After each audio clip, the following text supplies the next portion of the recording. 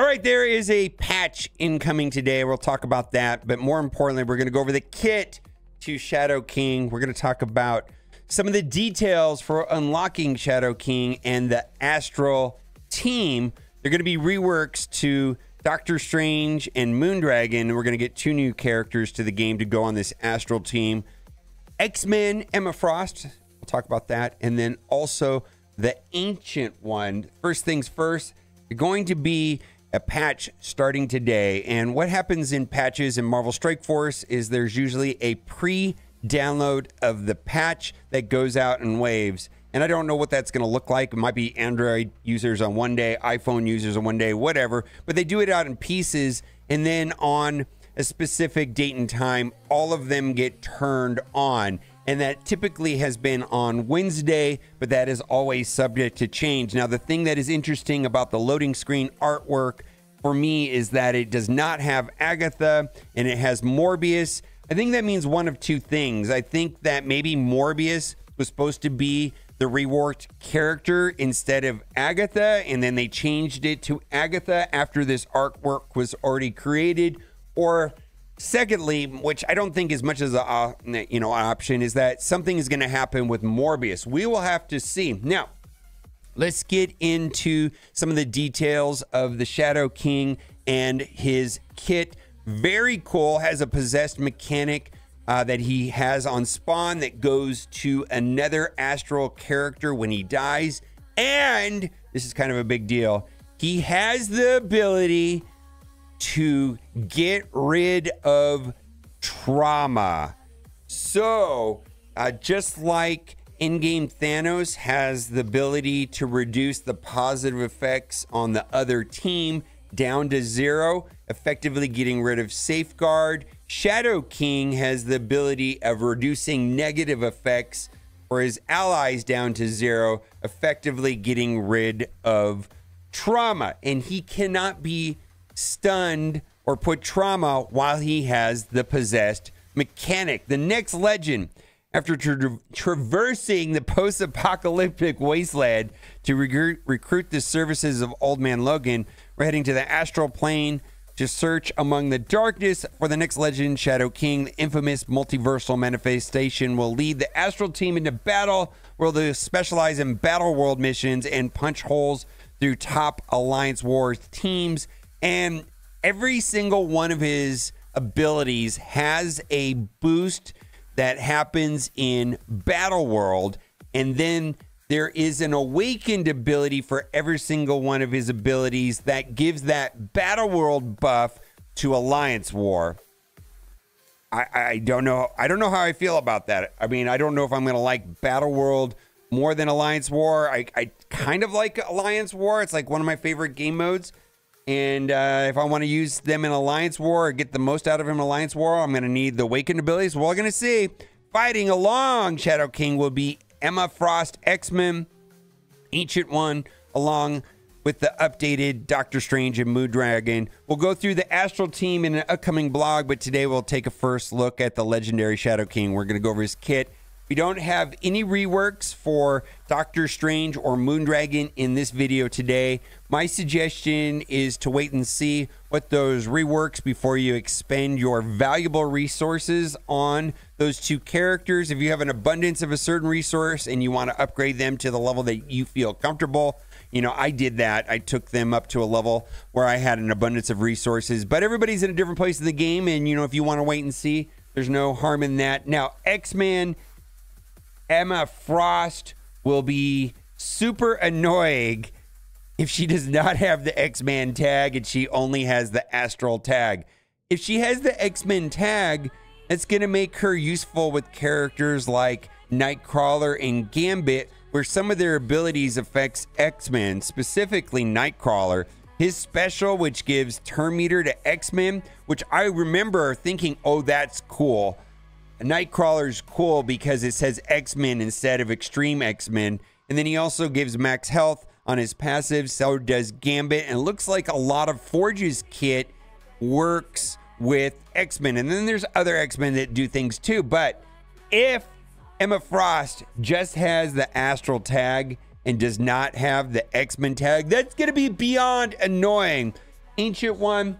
I don't know which version of Ancient One they're going to do. I don't know if they're going to do the cinematic female version or if they're going to go with the comic male version. We'll have to see. Let's keep going. Shadow King is a powerful psychic entity from the astral plane who was created by the first nightmare. Found a vessel to possess the psychic mutant Amal Farouk. I don't know if I said that correctly. Amplifying his abilities to control minds, create illusions, and manipulate reality. Shadow King feeds on negative emotions like fear and hatred, and he seeks to dominate the minds of powerful mutants. His epic psychic battles have made the Shadow King one of the most dangerous and malevolent forces in both the psychic world and the astral plane. Shadow King is the keystone member of the astral team and is a powerful controller.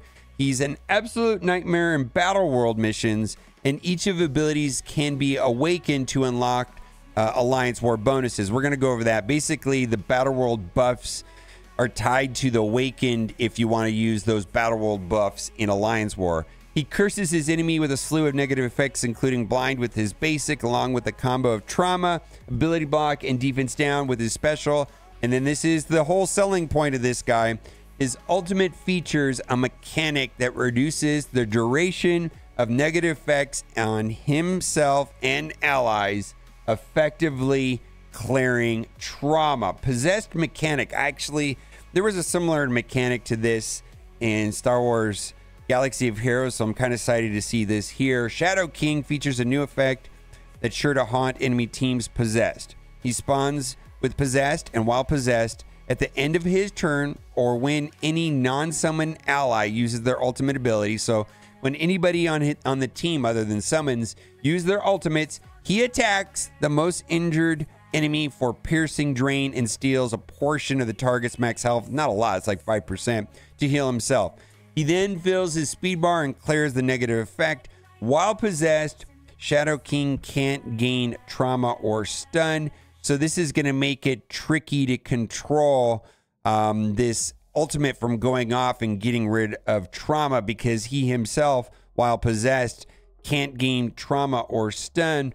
But ability block, maybe. We'll have to see how it plays out. The fun continues. The Shadow King is limited during battle because the possessed is transferred to a random astral ally, like this, who then enjoys the abilities mentioned above. If Shadow King is revived, he regains possessed.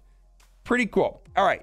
125 seems good. Villain, cosmic, mutant, controller, astral, legendary. And we're going to skip down to the passive, and then we're going to go to the special and the ultimate. But the passive is key to understand how this is all going to work. On spawn, gain possessed and clear possessed from all allies. And this is also true if he is revived.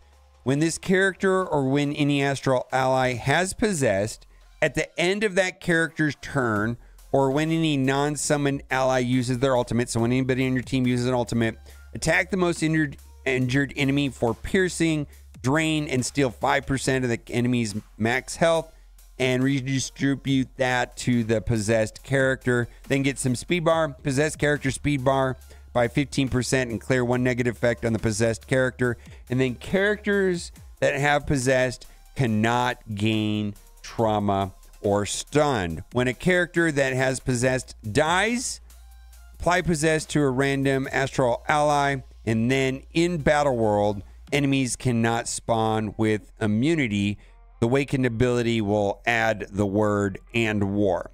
Battle world and war enemies cannot spawn with immunity. Let's go to this special because, well, let's go to the special because that'll go off turn 1, right? And then the ultimate potentially can go off on turn 2.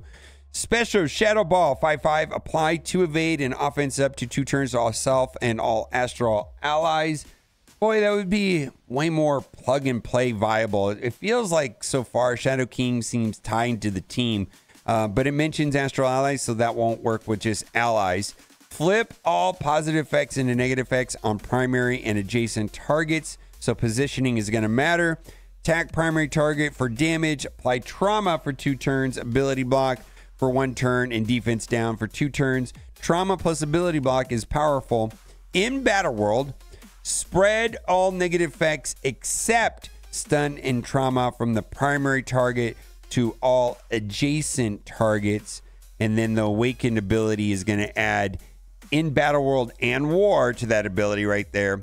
Attack adjacent targets for damage. The attack gains extra focus and is unavoidable. And yes, the awakened ability just adds the and War right there. Let's go to the ultimate, and this is the fun one right here. This is where you can get rid of trauma on your team. Reduce the duration of all negative effects on this character and each ally by 2. Any negative effect that has a duration of 0 expires instantly, including trauma. Seems pretty good. Heal self and all allies for 20% of this character's max health. Copy and clear all positive effects except taunt from all enemies to self. Attack all enemies for damage in Battle World.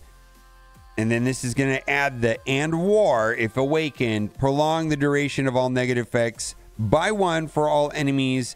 This attack cannot be blocked or dodged.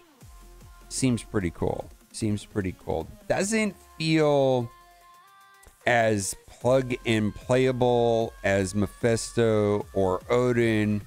And we'll have to see if this character is as strong as Old Man Logan even. But like, this kind of feels like in-game Thanos-ish as far as power levels. We'll have to see. I mean, he's legendary. Maybe his stats will be through the roof because he's post-Ares. Let's go to the basic attack. In the basic attack, we're going to go over the basic attack as well as the Awakened and the ISO 8 counter attack. Attack primary target for damage. Apply 2 bleed for 2 turns in Battle World. And then the Awakened will say and War. Apply blind to the primary target. Blind on basic's pretty cool. It's been a while since we had something like that. Since maybe like Jubilee, I think. Mind control the enemy with the highest damage attack. Highest damage to attack the primary target. When forced to attack an ally, this character deals less damage to those allies. Then the Awakened adds and War right there. And then the ISO 8 counter attack assists. Attack primary target for damage and piercing. Apply 2 bleeds for 2 turns. If this target is an ally, attack for 25% damage instead. This does not feel overly striker-ish, if you will. So I don't know if I do striker. I know that the kit here mentions healing. So, you know, whenever a character mentions healing, then you have an opportunity to use skirmisher. A lot of the kit hits multiple targets, where quite often Raider is optimal there. And so we will have to see.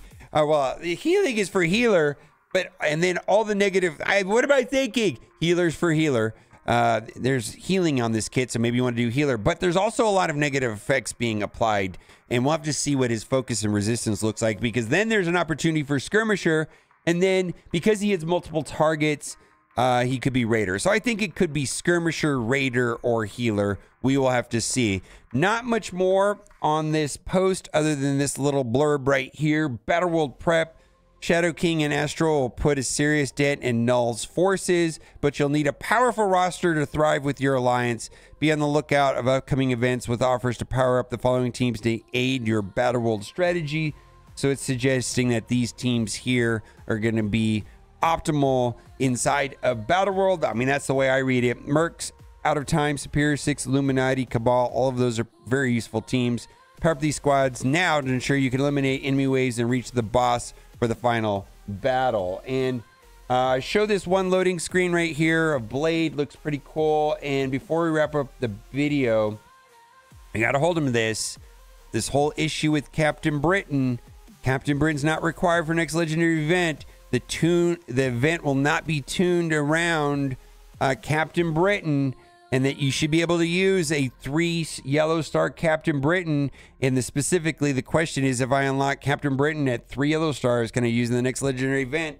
And I hope that doesn't mean, well, yeah, you could use them at the basic difficulty, but if you want to use them on max difficulty, no, you need a 7. And Iron Man's not going to do anything. And I feel like if that is the case, that's against the spirit of what is being said here. Let me know what you think in the comment section. And as always, thanks for watching. Bye for now.